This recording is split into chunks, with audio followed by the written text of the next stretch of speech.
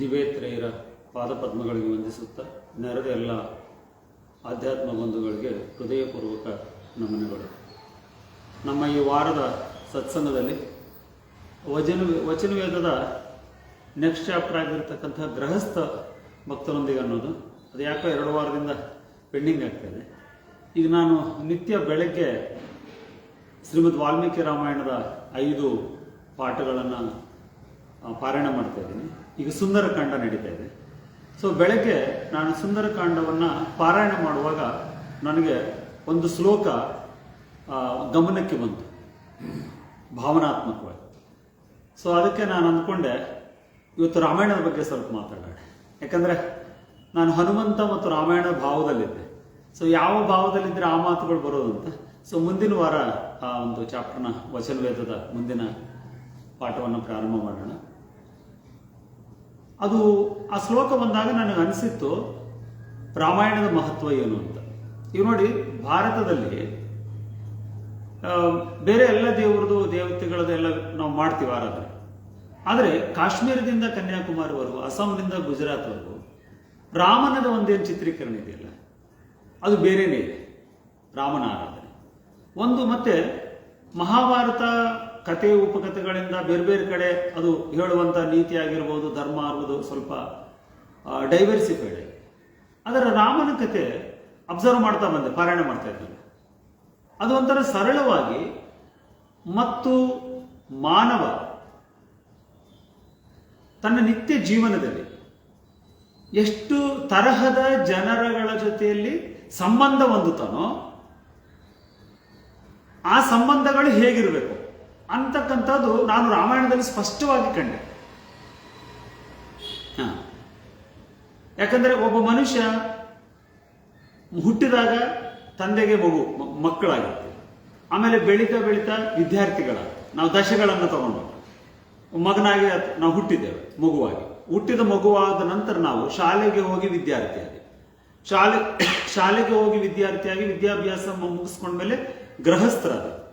ಈ ಗೃಹಸ್ಥರಾದಾಗ ನಮಗೆ ಅನೇಕ ರೀತಿಯ ಸಂಬಂಧಗಳು, ಸ್ನೇಹಿತರೊಂದು ಸಂಬಂಧ, ನಾವು ಕೆಲಸ ಮಾಡುವ ವ್ಯಾವಹಾರಿಕ ಸಂಬಂಧಗಳು, ಈ ಕಡೆ ನೋಡು ಮಂಜು, ವ್ಯಾವಹಾರಿಕ ಸಂಬಂಧಗಳು ಮತ್ತು ವೈರಿಗಳು, ಶತ್ರುಗಳು, ಮಿತ್ರರು, ಅಡ್ಮಿನಿಸ್ಟ್ರೇಷನು, ರಾಜರ ಜೊತೆಯಲ್ಲಿ ಇವೆಲ್ಲ ಸಂಪರ್ಕಗಳು. ವಿವಿಧ ತರಹದ ಜನಗಳ ಜೊತೆಯಲ್ಲಿ ಸಂಪರ್ಕವನ್ನು ಹೊಂದುತ್ತಾ ನಮ್ಮ ಗೃಹಸ್ಥ ಜೀವನವನ್ನು ಧರ್ಮಯುಕ್ತವಾಗಿ ಸಾಗಿಸ್ಕೊಂಡು ಹೋಗ್ತೀವಿ. ಸೊ ತದನಂತರ ವಾನಪ್ರಸ್ಥಾಶ್ರಮ ಮತ್ತು ತದನಂತರ ಸನ್ಯಾಸಾಶ್ರಮ, ಈ ಥರದ್ರಲ್ಲಿ. ಸೊ ಈ ಎಲ್ಲ ಸಂಬಂಧಗಳು ನಾನೇನೀಗ ಹೇಳಿದೆನೋ ಅವು ರಾಮಾಯಣದಲ್ಲಿ ಹೇಗಿವೆ ಅನ್ನೋದನ್ನು ನೋಡೋಣ. ರಾಮಾಯಣದಲ್ಲಿ ಹೇಗಿವೆ. ಸೊ ನಾವು ಬಾಲಕಾಂಡದಿಂದ ಪ್ರಾರಂಭ ಮಾಡೋಣ.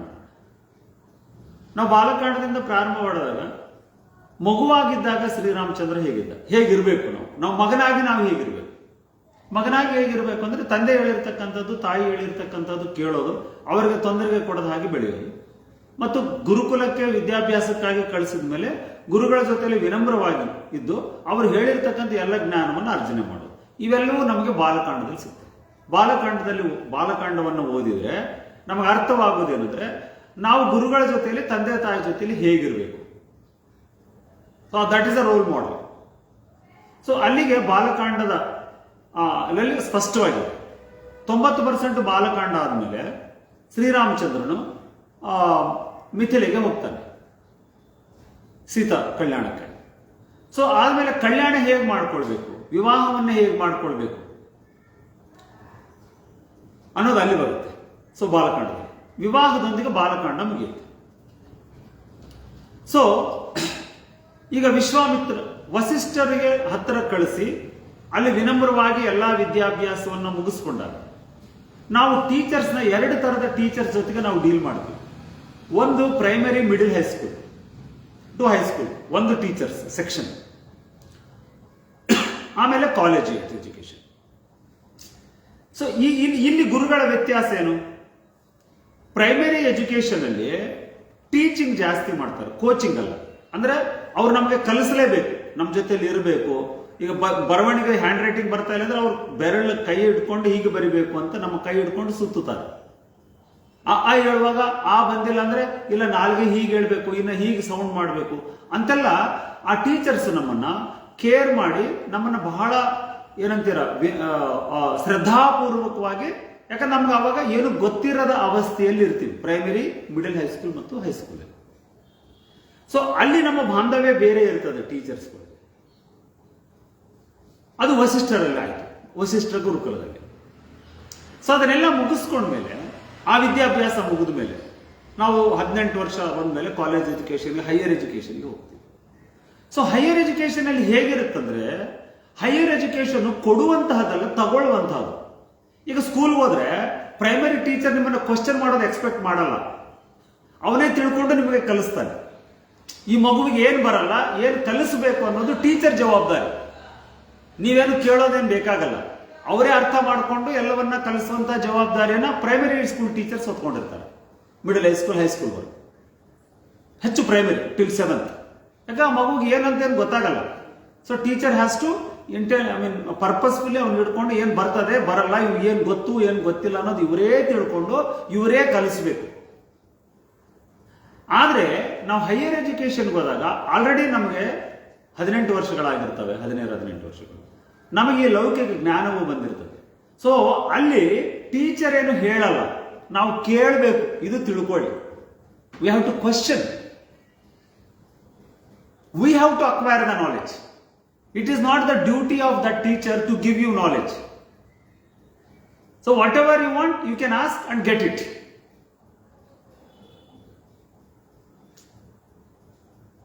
Isn't it? They don't know like what you know and what you don't know.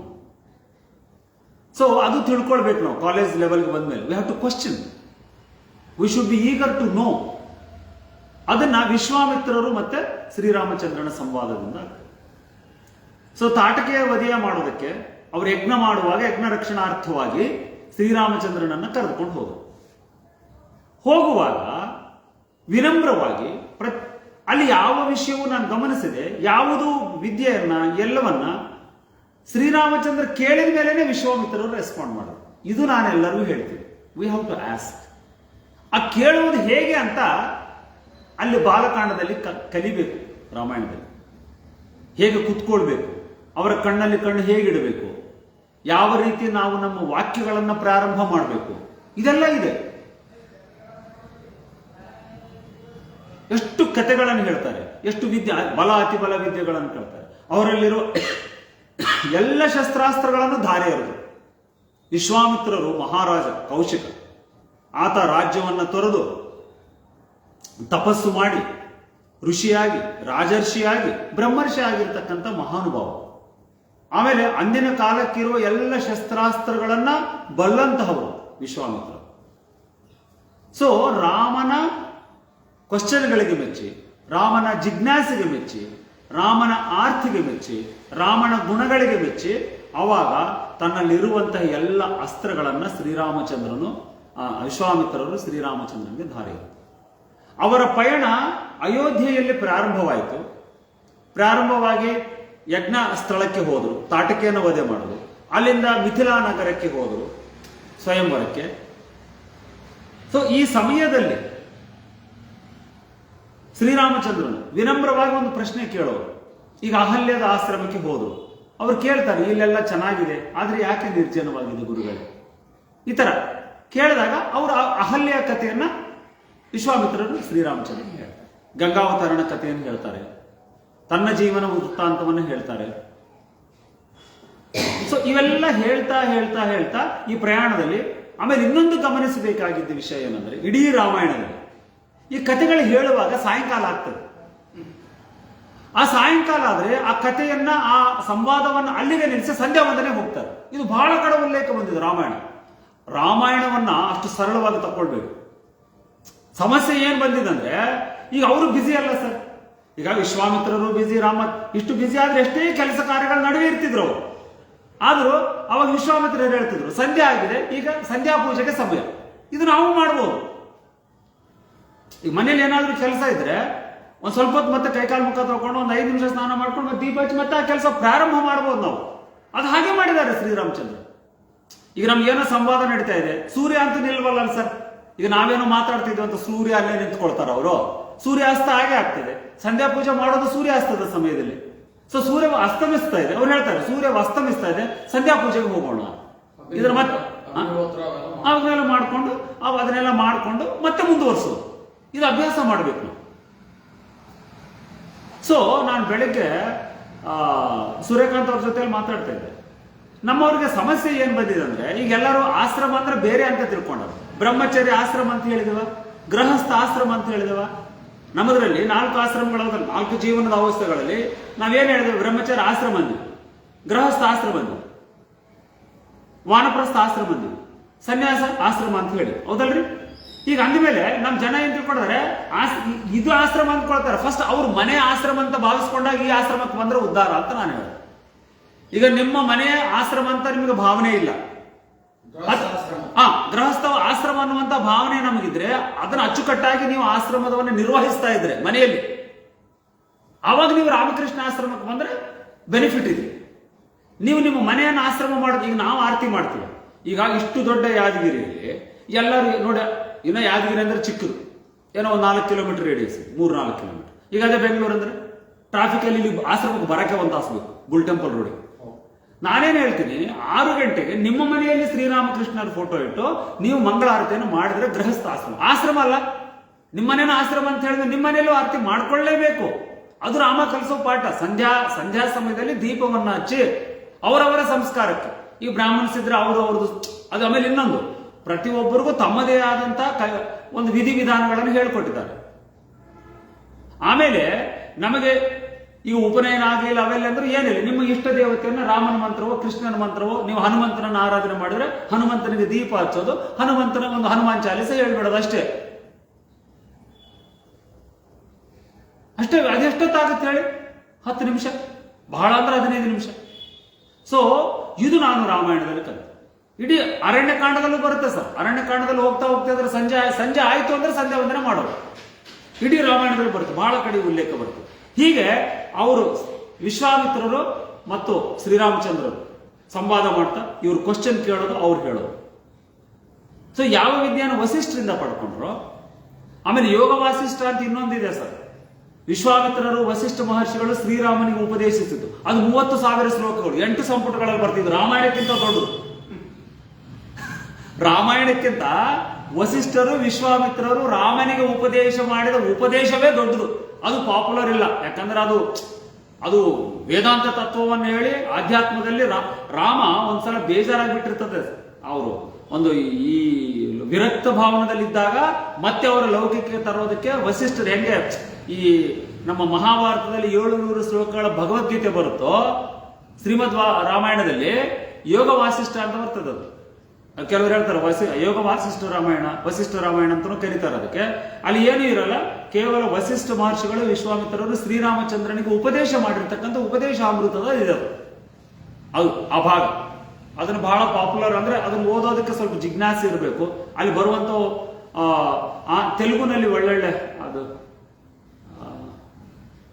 ಇದು ನನಗೆ ಹೆಸರು ನೆನಪು ಬರ್ತಾ ಇಲ್ಲ, ಒಂದು ಆಶ್ರಮದವರು ಇದ್ದಾರೆ, ಅವರು 8 ವಾಲ್ಯೂಮ್ಗಳಲ್ಲಿ ನಮ್ಮ ರಾಮಕೃಷ್ಣ ಆಶ್ರಮದವರನ್ನು ಮಾಡಿದ್ದಾರೆ ವಸಿಷ್ಠ ರಾಮಾಯಣ.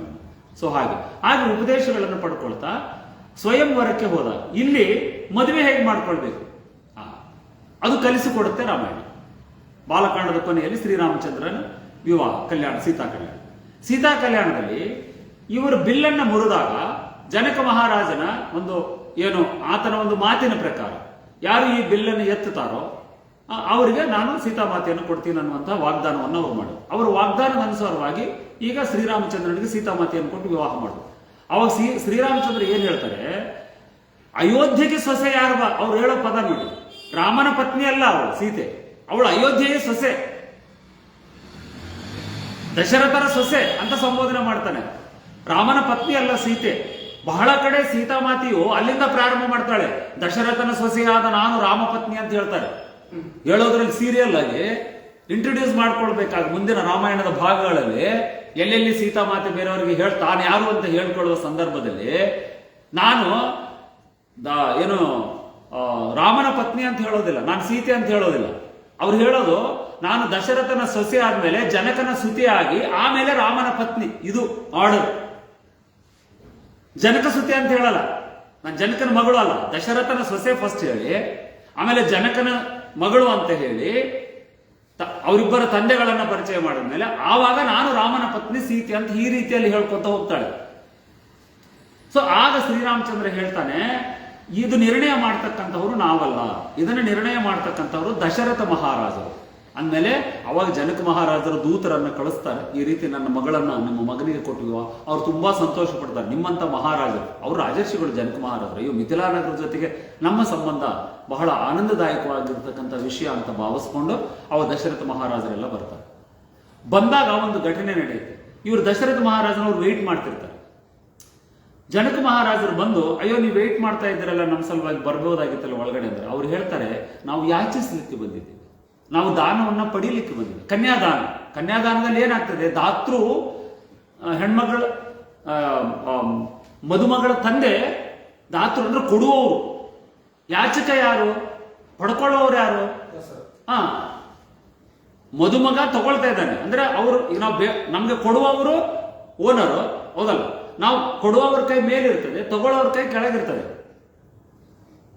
ಅದಕ್ಕೆ ನಾವು ಸ್ವಾಮಿಗಳಿಗೆ ಏನಾದ್ರು ಕೊಡ್ಬೇಕಾದ್ರೆ ನಾವು ಕೊಡಬಾರ್ದು, ನಾವು ಹಿಂಗೆ ಇಟ್ಕೊಳ್ಬೇಕು. ಯಾವತ್ತು ನಾವು ಹಣ್ಣು ಹೋಗಿ ಹಿಂಗೆ ಕೊಡಬಾರ್ದು, ನಾವು ನಮ್ಮ ಕೈ ಮೇಲೆ ಆಗ್ತದೆ. ಅದಕ್ಕೆ ಸ್ವಾಮಿಗಳಿಗೆ ಕೊಡುವಾಗ, ಬೇರೆಯವರಿಗೆಲ್ಲ ನಾವು ಕೊಡುವಾಗ ಹಿಂಗೆ ಕೊಡ್ಬೋದು.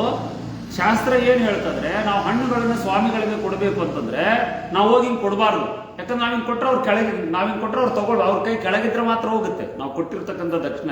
ನಾವ್ ಈಗ ಹೋಗಿ ಹಿಡ್ಕೊಂಡ್ರೆ ಅವ್ರು ನಮ್ಮ ಕೈ ಕೆಳಗಿರ್ಬೇಕು, ಅವ್ರು ತಗೊಳ್ಬೇಕು, ಅಥವಾ ಸ್ಪರ್ಶಿಸಿ ಕಡೆ ಇಟ್ಬಿಡ್ತಾರೆ, ಅಂದ್ರೆ ನಮ್ಮ ಕೈ ಕೆಳಗಿದೆ ಅಂತ. ಸೊ ಅವರ ದಶರಥ ಮಹಾರಾಜರು ಹೇಳ್ತಾರೆ, ನಾವು ನಿಮ್ಮ ಕನ್ಯೆಯನ್ನ ದಾನವಾಗಿ ಪಡಿಲಿಕ್ಕೆ ಬಂದಿದ್ದೇವೆ, ಹಾಗಾಗಿ ನಾವು ಯಾಚಕರ ಸ್ಥಾನದಲ್ಲಿದ್ದೇವೆ. ಇದು ಈಗ ರಿವರ್ಸ್ ಆಗಿದೆ, ಹೌದಲ್ಲ?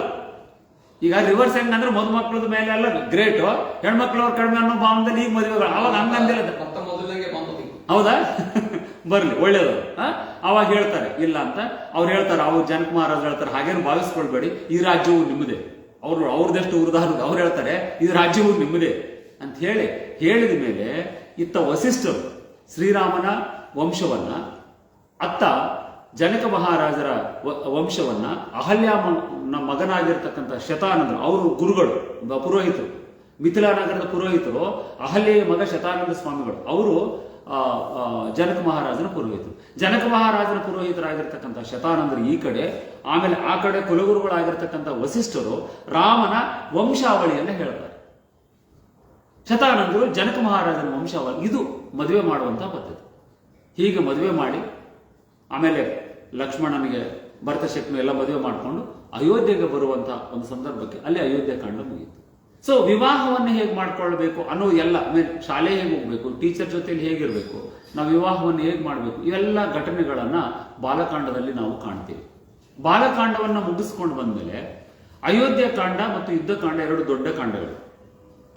ಸೊ ಅಯೋಧ್ಯ ಕಾಂಡ ಬಹಳ ದೊಡ್ಡ ಪಾಠವನ್ನು ಏನ್ ಕಲಿಸುತ್ತೆ ಅಂದ್ರೆ, ಯಾರದೇ ಮನೆಯಲ್ಲಿ ಚೆನ್ನಾಗೇ ಇರ್ತದೆ ಕುಟುಂಬ, ಎಲ್ಲರ ಮನೆಯಲ್ಲೂ ಕತೆ ಕೇಳಿ, ಯಾರ ಮನೆಗಾದ್ರೂ ಅದಕ್ಕೆ ಇಂಟಿಂಟಿಕೋಕ್ ರಾಮಾಯಣ ಅಂತ ತೆಲುಗುನಲ್ಲಿ ಅದು ಗಾದೆನ ಮಾಡ್ಬಿಟ್ರಿ, ಮನೆಗೊಂದು ರಾಮಾಯಣ. ಯಾಕೆಂದ್ರೆ ಯಾರ ಮನೆಗೆ ಹೋದ್ರು ನೀವು ಕೇಳಿ, ಏನೋ ಒಂದು ಘಟನೆ ಬಂದು ಆ ಫ್ಯಾಮಿಲಿ ಸಿಸ್ಟಮ್ನ ಕೊಲ್ಯಾಪ್ಸ್ ಮಾಡುವಂತ ಸಿಚುವೇಶನ್ ಬಂದಿರುತ್ತೆ. ಅದು ಫೈನಾನ್ಷಿಯಲ್ ಲಾಸ್ ಆಗಿರ್ಬೋದು, ಅಥವಾ ಯಾವುದೋ ಮದುವೆ ವಿಷಯ ಆಗಿರ್ಬೋದು, ಅಥವಾ ಯಾವುದೋ ಹೆಲ್ತ್ ವಿಷಯ ಆಗಿರ್ಬೋದು, ಯಾವುದೋ ಆಕ್ಸಿಡೆಂಟ್ ಆಗಿ ಕಾಲು ಮುರಿಯೋದು, ಯಾರು ತೀರ್ಕೊಂಡಿದ್ದಾರೆ, ಈ ತರದ ಯಾವುದೋ ಒಂದು ಘಟನೆ ಅನಿರೀಕ್ಷಿತವಾಗಿ ಬರ್ತದೆ, ಸಡನ್ಲಿ ಬಂದ್ಬಿಡ್ತದೆ.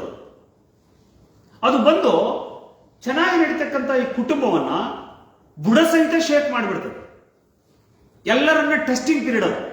ಅಂತಹ ಸಮಯ ಬಂದಾಗ ಈ ಕುಟುಂಬದಲ್ಲಿರುವ ಸದಸ್ಯರೆಲ್ಲರೂ ಸೇರಿ ಆ ಸಮಸ್ಯೆಯನ್ನ ಹೇಗೆ ಪರಿಷ್ಕಾರ ಮಾಡ್ತಾರೆ ಅನ್ನೋದು ಅಯೋಧ್ಯ ಕಾಂಡ ಕಲಿಸುತ್ತೆ.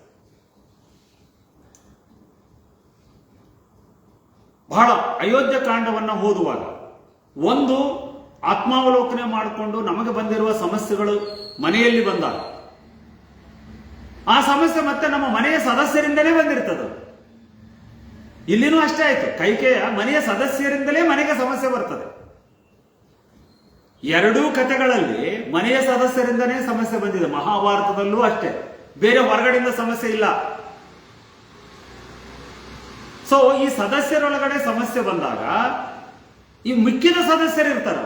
ಈಗ ಒಬ್ಬ ಸದಸ್ಯರಿಂದ ಸಮಸ್ಯೆ ಬಂತು, ಈಗ ಮಿಕ್ಕಿದ ಸದಸ್ಯರೆಲ್ಲರೂ ಸೇರಿ ಆ ಸಮಸ್ಯೆಯನ್ನು ಹೇಗೆ ಬಗೆಹರಿಸ್ತಾರೆ, ಹೇಗೆ ಬಗೆಹರಿಸಬೇಕು, ಈ ಒಂದು ಪ್ರಮುಖವಾದಂತ ಅಂಶವನ್ನ ಅಯೋಧ್ಯ ಕಾಂಡದಲ್ಲಿ ಕಾಣ್ತೇವೆ. ಎಲ್ಲ ಚೆನ್ನಾಗಿ ನಡೀತಿತ್ತು, ಶ್ರೀರಾಮಚಂದ್ರನ ನಾಳೆ ಪಟ್ಟಾಭಿಷೇಕ ಅನ್ನೋದೆಲ್ಲ ಆಯ್ತು.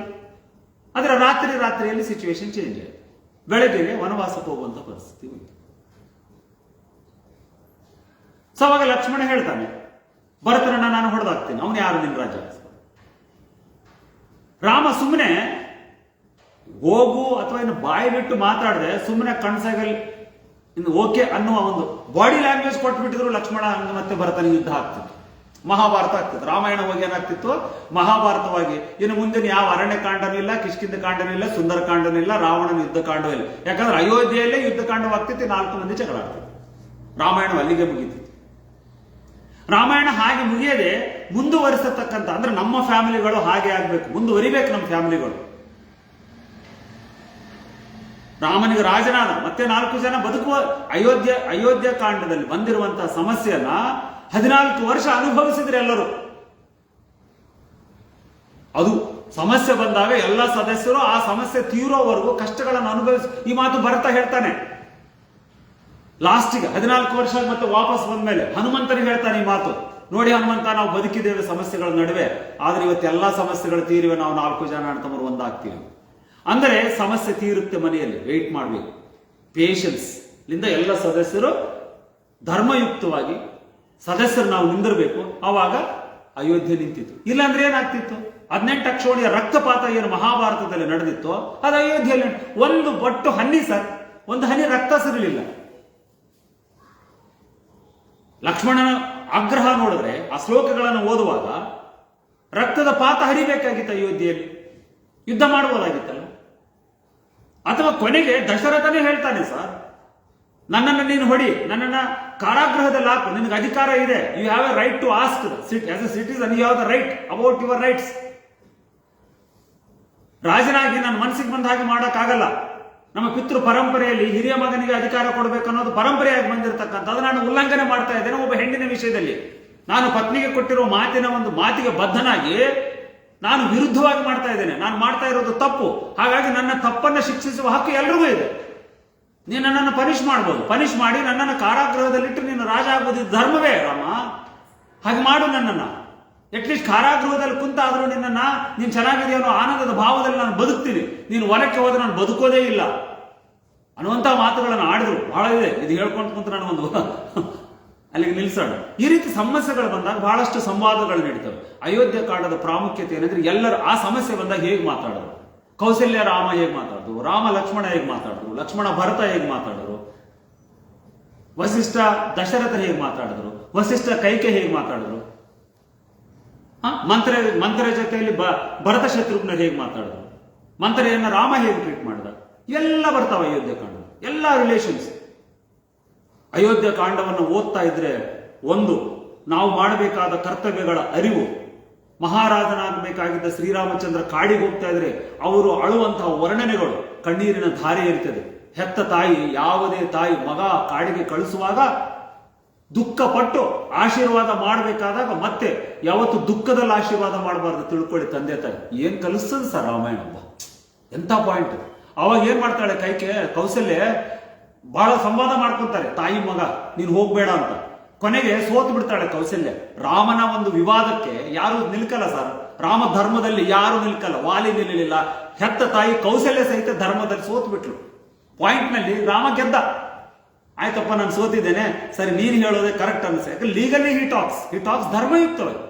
ಅದು ತಂದೆ ಆದ್ರೂ ತಾಯಿ ಆದ್ರೂ ಧರ್ಮವನ್ನು ಒಪ್ಪಲೇಬೇಕಲ್ಲ. ನಾನು ಒಪ್ತಾ ಇದ್ದೀನಿ ರಾಮ, ಸರಿ ನಿನಗೆ ಕಳಿಸ್ತೀನಿ, ಆದ್ರೆ ತಾಯಿಯಾಗಿ ನನ್ನ ಆಶೀರ್ವಾದ ಬೇಡ್ತಾ ಇದ್ದಲ್ಲ ಕೊಡ್ತೀನಿ ಅಂತ ಹೇಳಿ ಕಣ್ಣೀರಿನಿಂದ ಒರೆಸಬಾರ್ದಂತ ಮುಖ ತೊಳ್ಕೊಂಡು ಕಣ್ಣೀರು ಒರೆಸ್ಕೊಂಡು ಬಂದು ಮಂಗಳ ವಾಚನವನ್ನು ಹೇಳ್ತಾರೆ.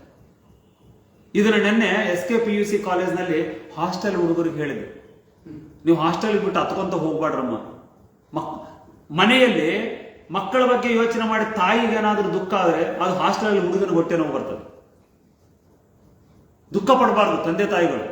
ಅಂದ್ರೆ ಆನಂದವಾಗಿ ಆಶೀರ್ವಾದ ಮಾಡಿದ್ರೆ ಮಾತ್ರ ಆ ಆಶೀರ್ವಾದ ಮಕ್ಕಳಿಗೆ ಹೋಗ್ತದೆ ಅನ್ನೋದು ಕೌಶಲ್ಯ ತಿಳ್ಕೊಂಡು ಕಣ್ಣು ಒರೆಸ್ಕೊಂಡು, ಹೌದಲ್ಲ ಅಳ್ತಾ ಇದ್ವಿ, ಆ ಕಣ್ಣೆಲ್ಲ ಒರೆಸ್ಕೊಂಡು ಸ್ವಲ್ಪ ಮುಖ ತೊಳ್ಕೊಂಡು ಕಣ್ಣು ಒರೆಸ್ಕೊಂಡು ಬಂದು ಮತ್ತೆ ಆವಾಗ ರಾಮನಿಗೆ ಮಂಗಳ ವಾಚನಗಳನ್ನು ಹೇಳಿ ಕಾಡಿಗೆ ಕಳಿಸ್ತಾರೆ. ಸೊ ಇಲ್ಲಿ ಎಲ್ಲ ಘಟನೆಗಳು ಯಾವಾಗಲಿದ್ದಾಗ ಡೀಪ್ ಆಗಿ ಹೋದಾಗ ಅನಲೈಸ್ ಮಾಡೋಣ. ತದನಂತರ ಅರಣ್ಯಕಾಂಡಕ್ಕೆ ಬಂದ್ವಿ. ಅರಣ್ಯಕಾಂಡ ಮೋಕ್ಷಕಾಂಡ ನೋಡಿ. ಯಾಕೆ ಮೋಕ್ಷಕಾಂಡ ಅಂದ್ರೆ ಯಾರ್ಯಾರು ಮೋಕ್ಷಕ್ಕೆ ಅರ್ಹರಿದ್ದರೋ ದಂಡಕಾರಣ್ಯದಲ್ಲಿ ಅವರೆಲ್ಲರೂ ಸ್ವಯಂ ಭಗವಾನರು ಬಂದು ಮೋಕ್ಷವನ್ನು ದಯಪಾಲಿಸಿದರು. ಯಾರ್ಯಾರಿಗೆ ದಯಪಾಲಿಸಿದ್ರು? ತಪಸ್ಸುಗಳನ್ನು ಮಾಡಿ ಬಹಳ ಬಹಳ ಬಹಳ ವರ್ಷಗಳು ತಪಸ್ಸು ಮಾಡಿರ್ತಕ್ಕಂತಹ ಶರಭಂಗ ಮಹರ್ಷಿಗಳಿಗೆ ಮೋಕ್ಷವನ್ನು ಕೊಟ್ಟರು.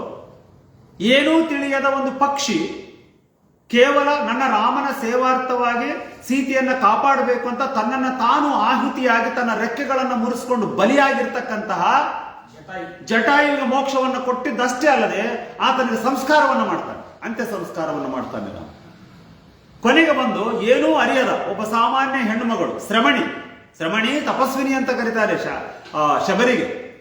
ಮತಂಗ ಮಹರ್ಷಿಗಳ ಗುರುಗಳ ಮಾತನ್ನ ನಂಬಿ ಶ್ರೀರಾಮಚಂದ್ರನ ಆಗಮನಕ್ಕಾಗಿ ರಾಮಜಪದಲ್ಲಿ ನಿರತಳಾಗಿರ್ತಕ್ಕಂತಹ ಒಂದು ಸಾಮಾನ್ಯ ಒಬ್ಬ ಟ್ರೈಬಲ್ ವುಮೆನ್, ಕಾಡು ಗುಡ್ಡದಲ್ಲಿ ಇರ್ತಕ್ಕಂತಹ ಒಬ್ಬ ಹೆಣ್ಣು ಮಗಳಿಗೆ ಅವಳಿಗೆ ಮೋಕ್ಷವನ್ನು ಕೊಡ್ತಾನೆ.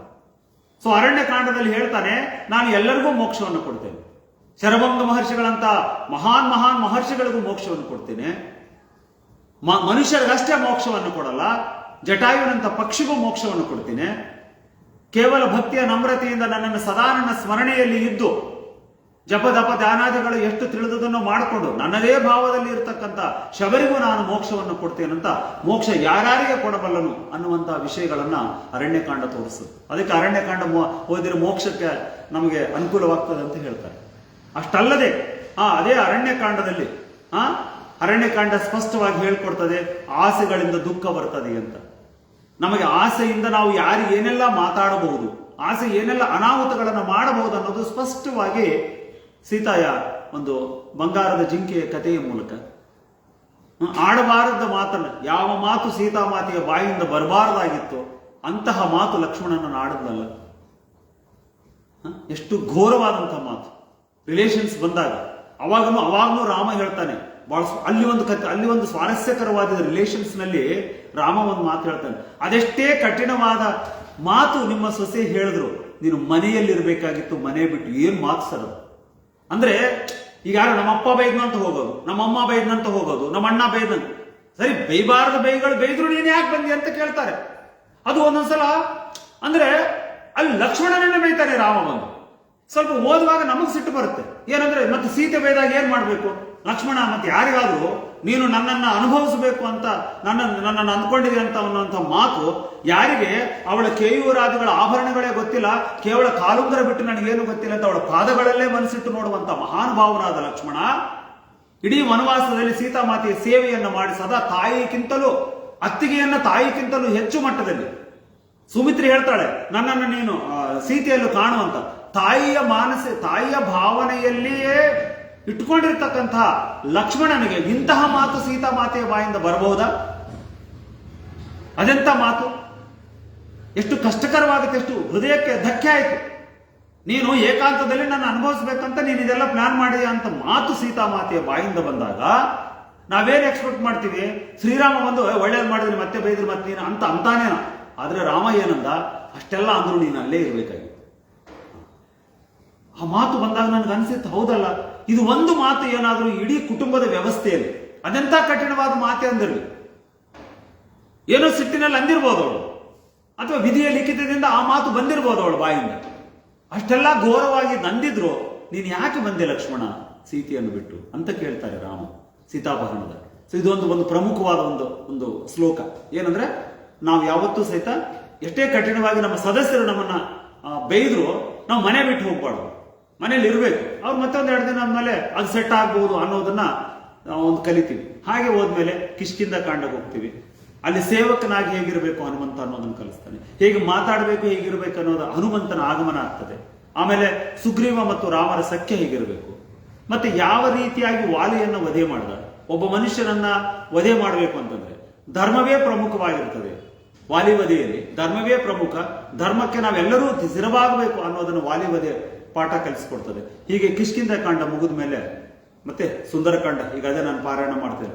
ಈ ಸುಂದರಕಾಂಡವನ್ನು ನಾನು ಓದುವಾಗ ಇವತ್ತಿನ ಶ್ಲೋಕ ಯಾವುದು, ಈ ರಾಮಾಯಣವನ್ನೇ ಇವತ್ತು ಅಂಶವಾಗಿ ಇಟ್ಕೊಂಡು ಬರ್ಲಿಕ್ಕೆ ಪ್ರಮುಖವಾದಂಥ ಒಂದು ಶ್ಲೋಕ.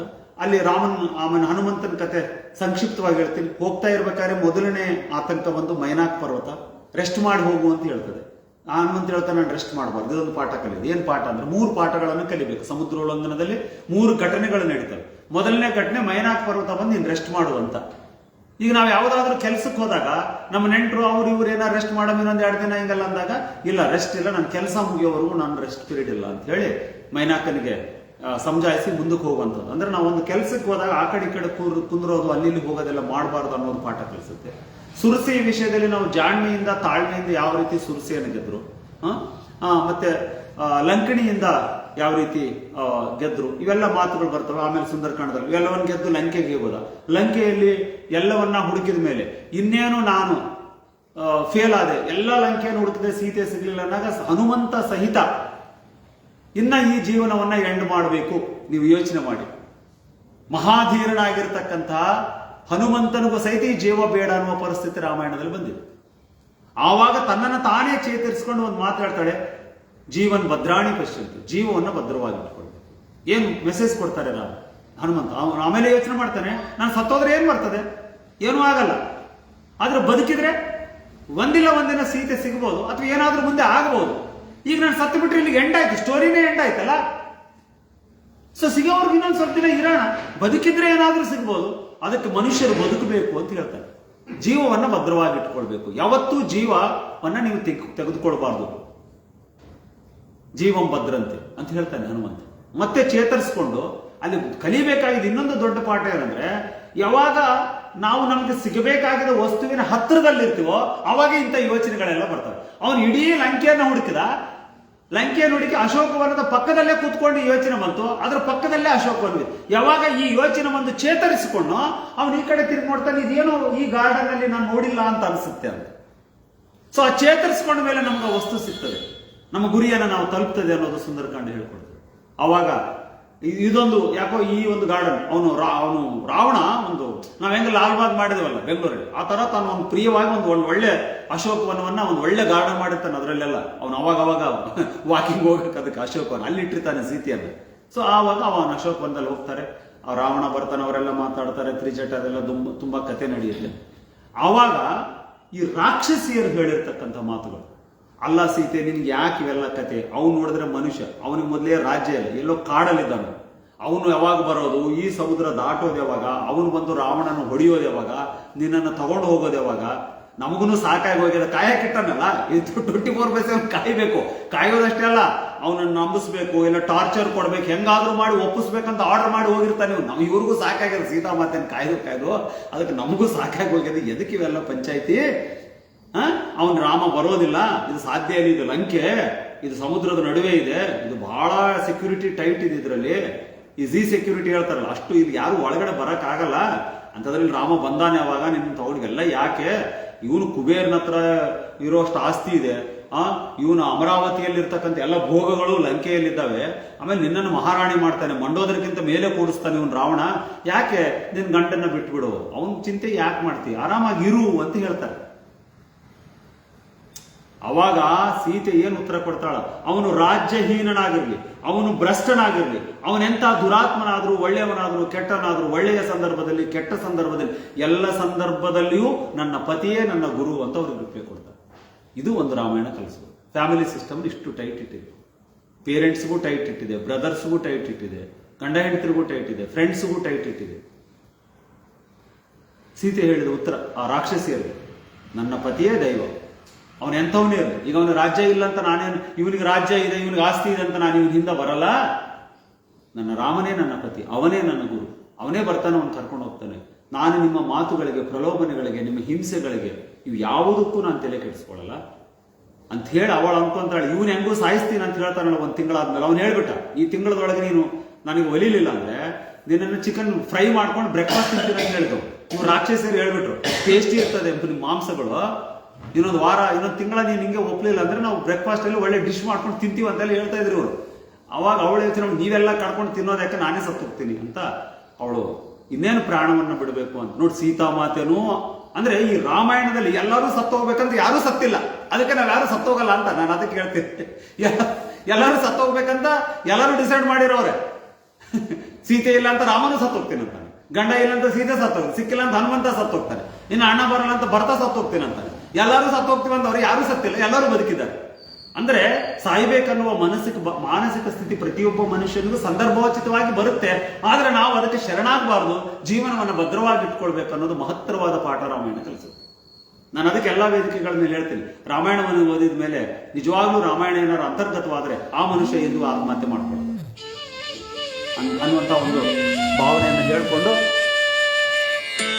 ಹೀಗೆ ಒಂದು ಪತ್ನಿ ಹೇಗಿರಬೇಕು, ಪತಿಯ ಮೇಲೆ ಅವನು ಎಂಥವನಿದ್ರು ಅನ್ನುವಂಥ ಒಂದು ಪಾಠವನ್ನ ಯುದ್ಧಕಾಂಡದಲ್ಲಿ ಸೀತಾಮಾತೆ ರಾಕ್ಷಸಿಯರಿಗೆ ಹೇಳಿರ್ತಕ್ಕಂಥ, ಹೀಗೆ ಅನೇಕ ವಿಷಯಗಳು ರಾಮಾಯಣದಲ್ಲಿ ಒಳಪಟ್ಟಿವೆ.